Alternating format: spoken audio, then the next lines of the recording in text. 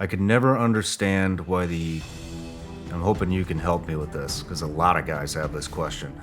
Why were the staffers' qualifications lower than the contractors' qualifications if they're going to be the fucking team lead? With that being said, I'm not saying that all staffers Yeah, because I was a didn't staffer. have What the are you trying to say? experience. No, I'm just kidding. You were one of the most respected guys in that element. But a lot of staffers, and you know this, were not respected at all, and nor should they have been, in my opinion.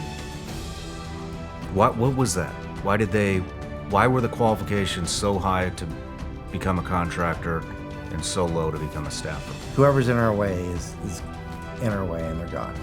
We're killing everything in our way. You know, look behind me. There's two guys there, and they're with their AKs, and they're posturing, you know, to intimidate us. And I was like, okay, so guy with the shotgun, two guys with the AK behind me. I was like, I got this. This is like the El Pres drill. Yeah. I was like, and the ops guy we had in the car, get on the radio, and I was like, hey, this is gonna be the first live fire El Pres drill.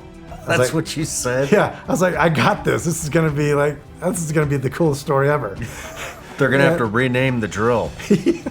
Saws and all that stuff on the rooftop. It's like, hey, could you just please point your gun in that direction if somebody starts shooting this way? Can you just help us out a little bit? And that one dude turned around the corner. It's all he was doing is like, it's an Iraqi, right? So he's running the corner, shooting his gun, and then he's gonna run across. He doesn't know, I'm guessing he didn't know who was where. He's just gonna shoot and then run. Because that's what they do, right? It's like, hey, get that guy. And he's like, really? Like, he was excited, this PFC. He's like, really? I was like, yeah, get that dude, get him. He's like, as he's running across the street, he must have just, I don't know, emptied it, half of his drum. And he was way behind, trying to catch up. And I was like, all right, good job, man. And he's like, did I get him? And I didn't want to tell him no. I was, yeah, you got him, good job.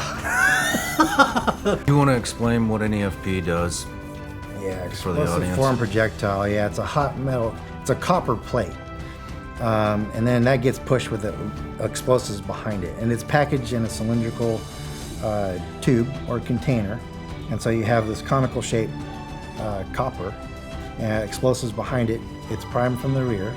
And then when it shoots out, it envelops on itself and then forms a hot metal copper projectile.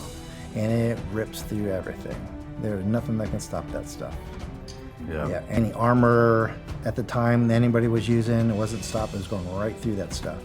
And usually by the time it triggered on the front of the vehicle, if it was, and they were trying that at the time, they were trying timers, command detonated stuff, and then trips on passive infrared or red. You break a beam and it goes off. Probably the most successful evacuation that you never heard about. Yeah, no kidding. Because it worked.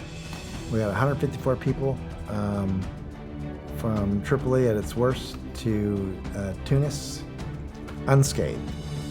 One vehicle that broke down on us, and that was it.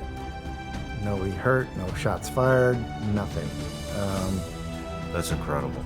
Yeah, that was pretty neat. And it's probably half a dozen people that I can really attribute that to. Task Force TL, the chief, the deputy chief, the two operations officers that were in there doing that. I'm gonna miss somebody, and just great people, all the right people to do that at the right time and a bad time in Libya, right? That's exactly what it took. We're the first Americans that got hit by an EFP. Oh, yeah. Right when all that crap started. Yeah. They were targeting the Brits initially. They finally hit. And we thought maybe it was a mistaken identity. They thought it was British Land Cruiser. It was us, our triple canopy team, it was Americans. We queue up for those guys. That was a bad experience. Really, it was a body recovery thing. By the time, we were less than 5 minutes away. I think of the three guys in the car, one survived, I think. Damn. We responded, pulled the guys out of the vehicles, took them to the hospital. One guy, by the time we got to that point, one guy was alive by the time I got to the British hospital. He eventually dies on the table there. Major incidents that happened. One of them being Benghazi. Mm-hmm. Where were you when that happened? I was in Baghdad when that happened. Administratively, that was another administration thing. I think that we were all under some lack of leadership or misled by leadership, you know, all the way up to the White House in that case. Of the guys, Tyrone and Bob, I worked with Bob in Israel a few times. I didn't know Tyrone. Didn't know the ambassador Stevens or anybody, the communicator that was out there. That story, that's a great story. But the way it came out in the movie, it just sounded like like guys complaining about what happened, right? It was a horrible situation. But what our guys ended up doing in this horrible situation was amazing, right? Yeah, I worked with the best people I've ever worked with there, and I've worked with the worst fucking people I've ever worked with there. Yeah. I feel like GRS is probably one of the most underrated units in the entire organization. It was a very fucking high caliber group of individuals. My opinion is the agency never realized the full capability of what we had to offer. Chief of Base, the guy in charge, realized how capable we were, and it was, hey, can you guys go snatch this guy? Yeah, we can do that. Can you call in Apaches? Yeah, we can do that. Can you guys breach? Yeah, we can do that. Because it was all Delta, Team 6, SEALs, Rangers, Green Berets, PJs, CCT guys. Yeah. And I honestly think it was probably the most capable unit that I've ever fucking participated in.